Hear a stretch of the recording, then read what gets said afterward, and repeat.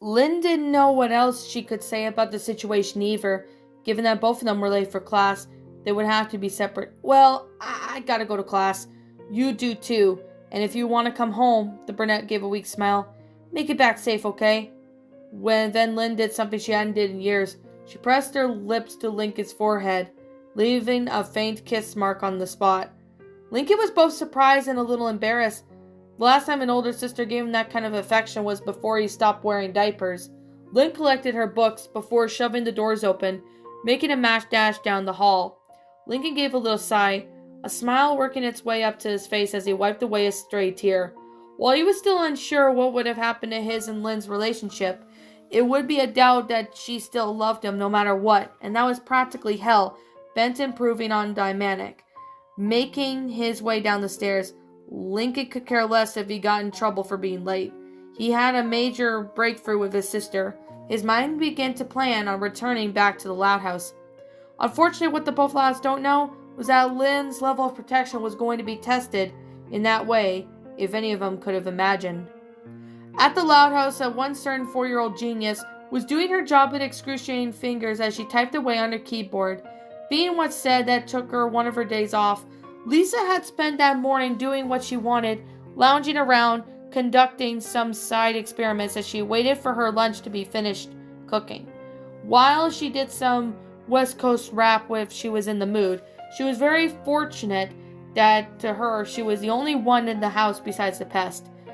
Some of the lyrics did contain swears that would make a sailor blush. She was still listening to said music as she was breaking some of the RWCS. The brunette would have done it yesterday, but in reality such a task would take her 30 minutes to get what she needed. But in laziness, it took priority and Lisa and Lynn almost a day, so the jock wouldn't bug her all night. All it took was a few minutes for Lisa to get access to the system, sneaking in and using the administration code for one of the computer art teachers. Once she had the main system up, she then turned to another screen that was nothing but command controls. Swiftly stroking at a few keys, a list of data popped up on the screen, amongst the list that showed the name and login information in the school's main internet connection. The brunette then took a sip of her water bottle while she was on the desk, plunging this info into another option window before selecting up the run, turning back on the first screen. Lisa hummed as the mouse arrow changed from a different shape, indicating that her system was synced up with the school's internet. Lisa then scrolled up the Photoshop app and right-clicked on it. A command screen paused for a few seconds, then a large, extensive list of connections accounts for students and teachers with the login duration and logout time. The list seemed to go all the way down towards the bottom for the beginning of the next month. Luckily, Lisa only needed to check a couple of days.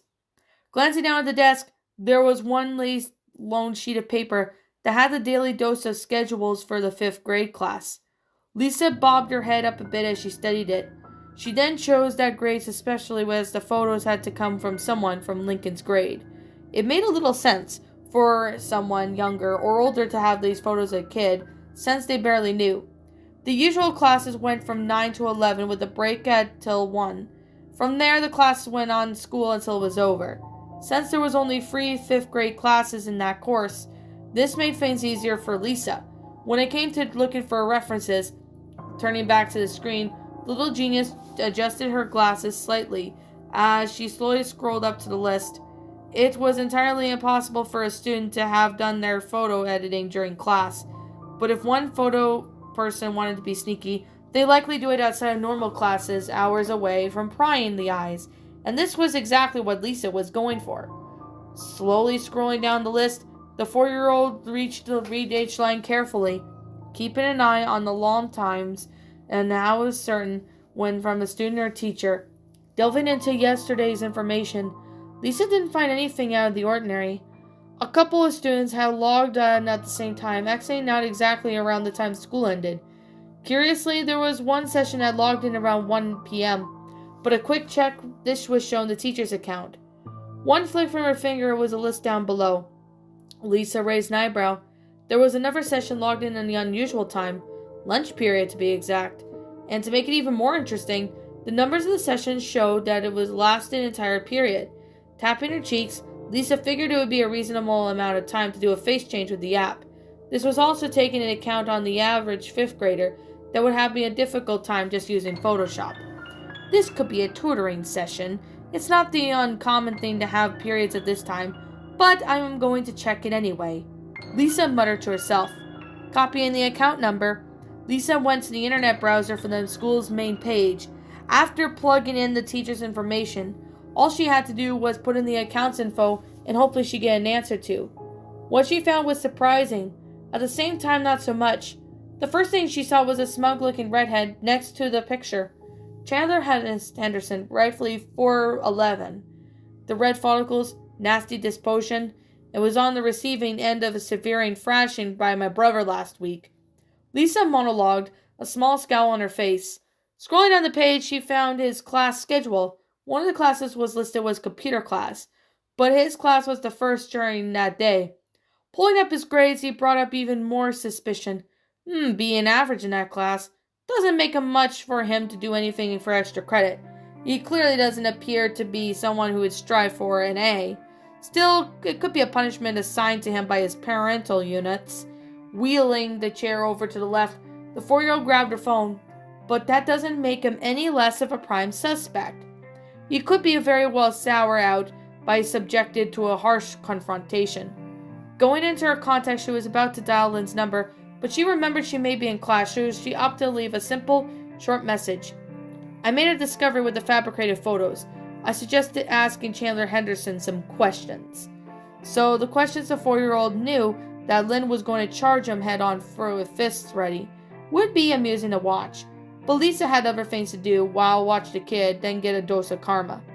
So, Ronnie Ann whispered, trying to make sure that Miss Johnson didn't see her talking.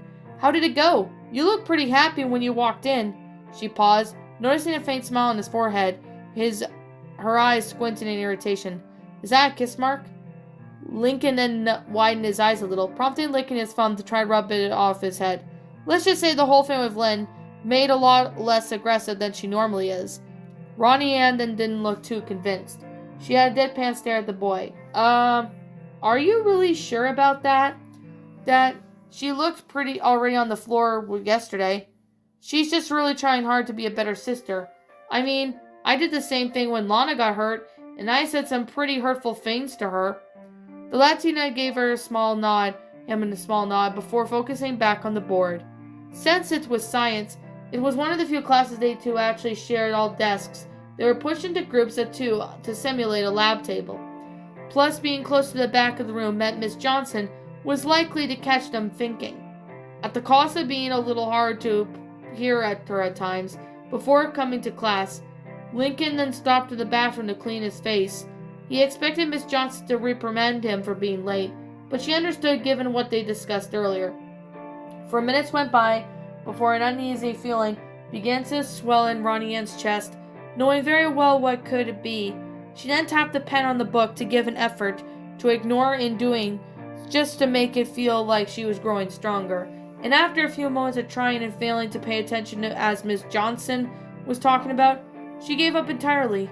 A sad gaze formed on Ronalda's face, as she had a good idea of what it meant now. She already figured that Lincoln would have to go back home at some point, especially with his family trying so hard to earn his trust back. Ronnie Ann's trust for them, he waned very considerably at the night she found Lincoln on the streets, only to grow again when she saw proof that they had really missed the sole body of the house. As happy as she was for Lincoln to renew the love for his family, she also didn't want to see him go. There was one outcome that Ronnie Ann would fully admit. She and Lincoln had gotten closer on a level they probably would have taken years to get to. She also learned that it wasn't so bad openly teasing the loud with the actual affection, instead of playing friendly pranks on him. Well, she still pants him once during gym class, but it was enough to make him quick duck an undercovering dodgeball. A small grin temporarily took the place of the frown that was forming. As soon as Lincoln bent down to pick up his waistline, Ronnie Ann caught the ball and thrown at him before ducking at the girl Jordan, knocking two people off the opposing team in seconds. Lincoln considered himself lucky that Ronalda hadn't uttered the new nickname she came up with yet.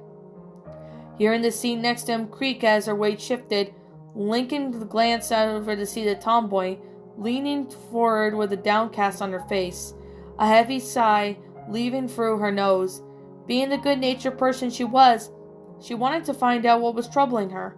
However, seeing that Miss Johnson was scanning over the class, she now counted with her lecture. She didn't open his mouth. Lincoln tapped his finger on his desk a second before an idea came to him.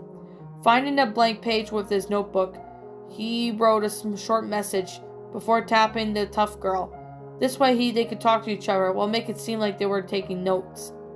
The loud tapped her shoulder, making Ronalda raise an eyebrow, and Lincoln showed the note. "What's wrong?" it read.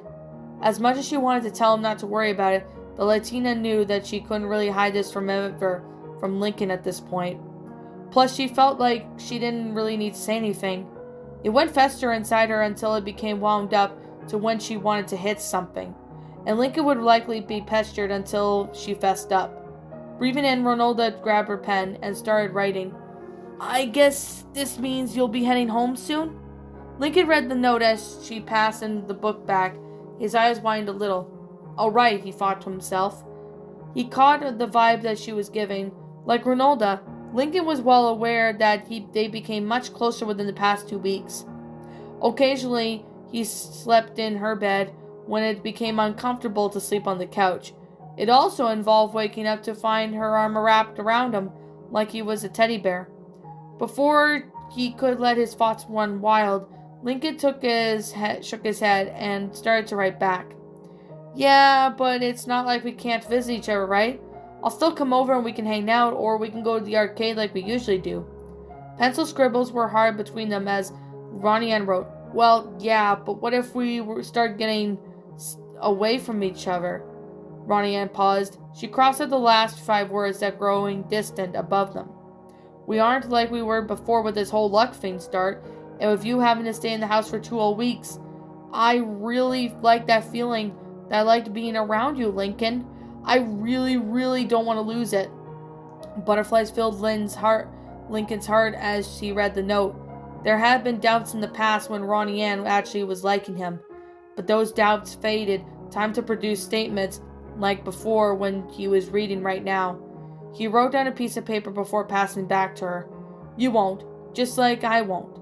Sure, it'll be a short bike ride away like I used to, but my feelings for you will not change no matter how far away I am. Even if I have to move to another town or state or halfway across the world, you'll always still be in my heart." Ronalda then felt her cheeks heating up as she read the note. She also couldn't help but give a small short snort at the word at the end. While it sounded cheesy and cliche, it was rather poetic, and it still helped the confidence that Lincoln would do his best to remain as close as he could. Seconds later, he felt something warm resting on her. Looking up the book, she found Lincoln's palm lying on top of it. One quick glance to the left and saw the pleasant smile that made her heart flutter a bit. Given an equally warm smile in return, she turned to her and handed over the palm that was resting from her grasp. Ronaldo leaned over from her mouth, inches away from her ear. "You're so cheesy, Lamo."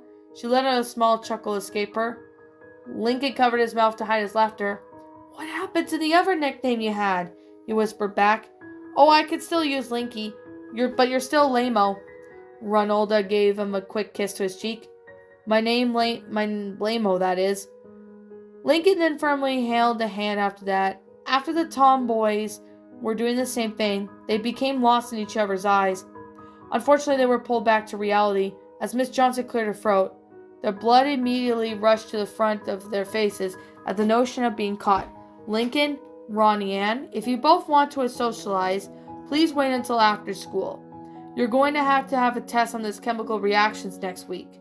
Much of the class tried to suppress their giggles as Lincoln sulked in the seat like a turtle going into a shell, while Ronnie Ann gave it a small groan as she pulled her hoodie over her head, just to hide the embarrassment. With Lynn, the sporty lad was running some laps with the rest of their classes in the gymnasium. Ever since the brace came off, she hardly got back into doing any exercises. With her depression being the main cause of lack of energy, the Jacques used the same excuse that her foot still ached just to avoid doing anything in the gym, using that time to ponder as a worth as her sister. But today, after having some iron fangs out with Lincoln, Lynn felt that she could run a marathon. In fact, she was overlapping most of the classes, at least until her heel really started to ache again. "Geez, bro, I didn't think you could bite so hard," Lynn muttered to herself as she walked over to the bleachers. Given a small limp in her step, she then sat in the seat next to her bag, twisting her foot in circles to try and ease the pain. It dulled after a few minutes. I thought it was still bothersome. Pulling her bag over, Lynn opened the biggest pocket in search for pain pills. She had been taking them ever since she got the injury, decreasing the amount needed for the healing progressed. The brunette furrowed her brows as she moved some of her books and clothes out of the way. "Where's that stupid bottle?" When she moved her phone, it gave a small vibration, with the light blue blinking on the top left corner. Raising an eyebrow, Lynn pulled it out and took it off standby. Once it was fully booted up, the sporty loud saw what got a text from Lisa about an hour ago. In the few seconds it took for her to read the message, it was as if someone had dialed in Lynn's emotion state and changed every second. At first, Lynn was shocked until she remembered who the boy was. Once that she was registered, her other emotions must have let anger and reach for the controls and start cracking it up. The Jacques' eye began to twitch as memories of what Chandler did in the past resurfaced, and from here where the bar and anger chart that just kept rising until Lynn's other emotions had to pull off anger controls, stopping at the bar at Hostel. "That scrawny little smug-looking ginger-faced fucking piece of shit," Lynn spoke through her gritted teeth. The tone laced with acid as her volume increased with each word, all the way up until it was loud enough for nearby students to hear. Steam? It was coming off from her head like she was a volcano that would erupt at any second. Of course it had to be him. The same freaking kid who took the pleasure in pestering Lincoln about the suit at every turn. And now that I had tried to physically bully him, now it seems like the beatdown hasn't got through his thick head not to mess with the loud anymore. The white-headed boy may not seem to care about being targeted, so as long as his friends and family weren't in the crossfire, but that didn't mean his family wouldn't just sit there and let him take it. Lynn didn't know whether Chandler was a sadist or a monstrous. Yes, there is a difference, but one thing for certain, the morgue he was going to have a new body to play with, and she was going to drag them into it personally. "You okay, Lynn?" Margot asked, having heard the other teen curse out loud. Lynn then cast a glare from as much as the obvious question. "No, someone else won't be once I'm through with them." She stood up, tossing her bag over her shoulder, and started strolling out of the gym. "Wait, where are you going? Class isn't over yet." "Who cares? Tell it to someone who cares," Lynn shouted back before kicking the door open with her undamaged foot. Truth be told, there was only 20 minutes left before teaching before the school ended. Unfortunately, that Lynn didn't give a lot of time to search the entire building before it was flooded with students. As soon as she stepped out of the gym, Lynn began looking around at every classroom. On the first floor, one could argue that this was taken almost in the time since certain grades had a specific section of the school. However, all grades tend to use some labs, computer areas, etc. Lynn would be damned if she checked to fail one spot. She was careful when checking the room that held a class in them, as she didn't want to get in trouble until she caught the little rat. The frustration grew a little bit as the longer her prey englued her, and by the time the final bell was about to ring, the Jacques was at her wits' ends. "Grrr, where is he?" Lynn growled as she pulled away from another door. That was the 5th grade class she checked, and she still hadn't found Chandler. Stealing a glance from her phone, about 2 p.m., Lynn's eyes widened as her pupil struck. She had to hold her breath. The bell drowned out Lynn's yell before the hallway became alive with exiting classrooms. The younger kids in the classrooms were next, as they were surprised at seeing the teen, giving her a wide breath as she lashed out.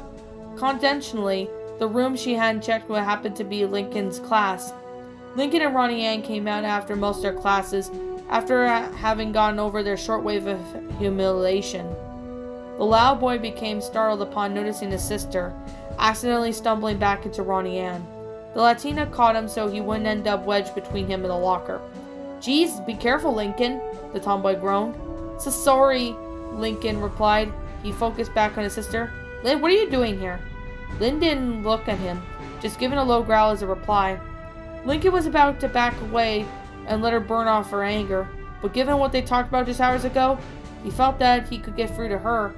Putting his books in one hand, Lincoln calmly walked over to her. You sure that's a good idea, Link? I'm pretty sure she's seeing red right now, Ronaldo said. Don't worry. After living in my house for so long, I know how to calm one of your sisters down if they're having a fit. A short recollection of the past sibling fights, if they went through his mind. Well, most of the time. Most of the time, Ronaldo replied, folding her arms and made a face giving the expression that she really didn't believe that. Lincoln ignored the comment and gently laid a hand on Lynn's shoulder. The Jacques flinched from the contact, but kept staring at the floor with a heated gaze. Lynn, I know you're upset, but please calm down, he said in a begging tone. I'm sure you're mad at that whatever can't be fixed, right? Lynn took a few deep breaths through her nose, her steam leaking its way out till it's only irritable. Hopefully, came her obnoxious reply. What's wrong? Lincoln took his hand off her shoulder as she leaned back towards the wall. Lisa found out who made those fake photos. Lynn then looked both 11-year-olds. You guys remember Chandler? The expressions from both fifth graders made it personally clear what they did. Lincoln pinched a bridge between his eyes in frustration, while Ronaldo furrowed her brows in anger. I should have known, Lincoln groaned. You'd think after kicking his ass he wouldn't try something stupid, Ronaldo said. Which is why I'm going to teach him a lesson, Lynn fumed on the spot. If I can't find that little bastard first. The Hispanic girl gave a devious grin. Why don't I show you where his locker is? I snuck up a bunch of garbage into it last Tuesday. I'm still surprised it's the second time you managed to get away with that, Lincoln piped up. Lynn gave a low chortle. If you know where his locker is, we better find it before he manages to bounce. Oh, it's not far. Ronaldo tucked her books underneath her arm and pushed itself off the lockers. I needed to find out who started this whole dating crap anyway. She gave a casual glance at her boyfriend. You want this on, Lincoln? Surprisingly, the loud boy shook his head. As much as I'd like to give him another piece of my mind, I don't feel like dealing with him right now. He then gave a stern look at the two girls. So we're not allowed, and we're also not allowed to fight in school, remember that? Both of them gave the boy a half-idle stare before obnoxiously saying killjoy.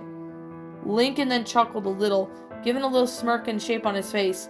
I'm not saying you can't beat him up, just not here. Lynn grinned. I getcha. But what are you gonna sure we're gonna get swinging? This is your business too. Sorry, Lynn, but I'll take a rain check on that. Lincoln waved, walking down the hall. Have fun, though, he shouted before he got out of earshot. Ronaldo shocked. He's lost then. Besides, her knuckles cracked, giving a slight laugh that the malicious intent. Something is like they couldn't use a lady's touch anyway. She started walking in the opposite direction Lincoln went. Lynn chortled in agreement. I like the way you think, Santiago. Unfortunately for the girls, they wouldn't be able to find their target. He already left the school grounds before the bell rang. Chandler wasn't stupid. He had an ego, but he couldn't tell when someone was going to be looking for him. Before, he couldn't do anything to be bothered. If someone wanted things to get physical, he had to pose to back him up. Chandler himself wasn't very much of a fighter, as him being held at bay by Clyde of all people, while Lincoln did most of the work serve as a perfect example. Now he had no allies, while he was trying to avoid getting into a pretty much a direct fight as much as possible. Chandler had still contended with the possibility of no less than 4 people together. So what a guy like him was supposed to do in this situation? Hire someone expandable to do dirty work for him? And more importantly, it had to be someone who doesn't give a shit about this current rep. The redhead figured it couldn't handle to ask any of the school meatheads, as they either be disgusted by him or shove his head in the toilet. Not to mention to take his money, so Chandler thought he looked around the school district, outside if need be. There were days where he just took his bike to school, and that was just a day where it came. Since having to leave school at 1:30, he had been biking around for some known places. Kids were typically went to sporting areas. He went to quite a few in the sports area in particular, since he needed someone strong enough to have a little difficulty putting Lincoln in his place. Geez, when you don't want some jerk jock around, they are right behind you. But when you're actually looking for him, they're nowhere to be found. Chandler groaned as his stomach growling a bit. And now I'm hungry. Spotting a Burpin' Burger just up the street, he pedaled until he was right at the bike stand. Several other bikes were parked there, as well as leaving a little space of his own. Chaining it up, Chandler walked and stood behind a few people waiting to order. He rubbed his nose as he casually glanced around. Not many people were in here, likely because it was lunch break ended for most adults, and only a few schools ended around 2. However, this group of 6 boys were chatting amongst themselves in one of the booths by the corner.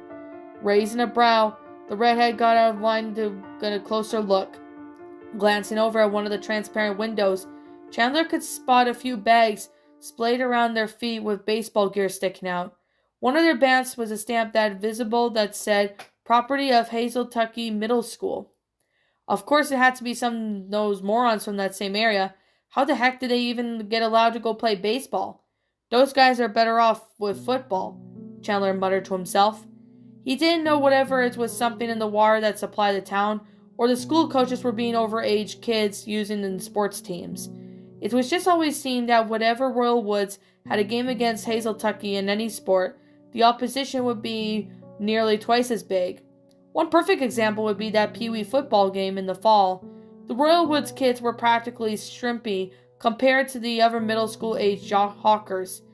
By comparison, Chandler would guess the baseball players were probably about the same height as the 8th graders in school, possibly taller, relatively tame, but they definitely towered some squirrels by half a foot of a few of them. A devious grin then formed on the redhead's face. "They're perfect," was the thought that ran through the head.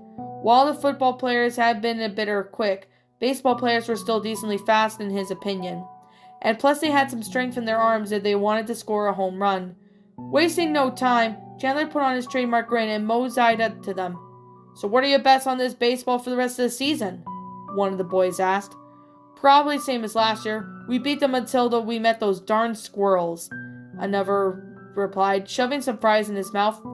"You know, Murray, it's only because they have their star bad player against you," the 13 replied. Murray groaned. "Shut up, Craig. Don't get mad. I just told you to throw a slider and not a curveball." Craig then put up 2 fingers. "We've been over there before, and the 2 is a curve, 3 is for a slider." "I doubt it. It matters as where your start comes playing against that girl," the 4th joined in. "I swear she's so strong that hands ached for hours just hitting for one of those fast balls she threw. Probably because you hit the ball near the narrow part where your hands were at, Pat. Plus, you hit it the fattest part, so you didn't feel it as much." The 15 spoke. Pat rolled his eyes. "I did, Bob. There was a dent in the bat to prove it." "Hello," Chandler spoke, as he got within earshot. The grouper regarded him with either indifference or annoyance. "What do you want, runt?" Murray asked. "How would you guys be interested in making some quick cash?" the redhead asked. "What are we going to get, 50 or of some allowance?" Pat chuckled, taking a sip of his drink. "Nah, it's probably going to be closer to 30, Greg joked, giving a small chortle. Chandler remained at ease, seeing that this was going to be quite easy. He ringed them in. "How does $400 sound?" Pat and Greg stopped laughing as upon hearing the amount. The rest of the group had a questionable stares at the younger boy. "400, huh? To do what?" Murray asked. "Oh," Chandler shrugged. "Just a small favor. No, it's nothing embarrassing. I just don't want it done to another guy in my class." Wait, hold up," Bob cut in, putting his hand out to grab their attention. "How exactly are we supposed to trust you if we do whatever it is till you get what we want you want us to do?" "And what's stopping us from taking the money from you right now?" Pat asked, small grin foaming. Chandler pulled out a small wad of cash. It was at least good as one of them was willing to do the job. "Really? You're going to beat up a little kid right in front of a bunch of people?" The rest of the people gave a sour look at Pat. "Pat, next time think before you open your mouth," the 13 said. "Bug off, Paul," Pat muttered, casually flipping the bird. "Oh, he went right through. I do want you guys to beat up someone. Well, two, actually. Chandler dug out his phone, thumbing out through the apps. Both of them are my age, but one sticks out like a sore thumb in the crowd. He has white hair and always wears an orange polo and jeans and wears that dumb chipped beaver tooth. White hair? Paul then folded his arms. Really? You'll know him when you see him. Plus, part of his hair sticks out like an ostrich's butt. But now the other guy kind of looks like him, but has blonde hair and has stupid buck teeth. He doesn't irritate as much as the other guy, but he's a loose and I want to tie him up. I'll throw an extra 100 if you manage to get the both of them. Chandler then turned his phone towards the teens, which showed a picture of Lincoln and Connor talking to each other in the hallway. In fact, he managed to catch them interacting was all accidental, and it wouldn't be surprised Chandler if Connor was confessing Lincoln of the scheme that he took part of. The teens looked over the picture, studying the faces and the boys. They seemed enough to pick out from a distance. They debated as to whether or not they could make this gamble. On one hand, assaulting the two boys could lead into some serious consequences for them. If they got caught, that is. On another hand, it was effectively free of money or them. It wasn't like those two pipsqueaks could hold up a solid defense of 6 teens with bats. All right, Paul finally spoke. On a scale from 1 to 10, how bad do you want the injuries to be? 1 being multiple bruises, with 10 being, I'm going to sit in the hospital for a few weeks. Chandler then tapped his chin. Oh, I'd say an 8. Oh, and make sure you take pictures on how I know you actually did, and aren't saying you did. He folded his arms. I'm not getting cheated out for this. Same to you, mate. We will find you if we try to weasel out of this. Bob stated with a faint attempt to sound imitating. Anyway, so how soon do you want it done? Greg asked. Hopefully sometime today. I think school just let out, so if you could catch them out on the street, Chandler stated. Well, now we understand our terms of agreement. Paul claps his hands together. Let's go earn our bounty, boys. I mean, what can stop us from getting easy money now?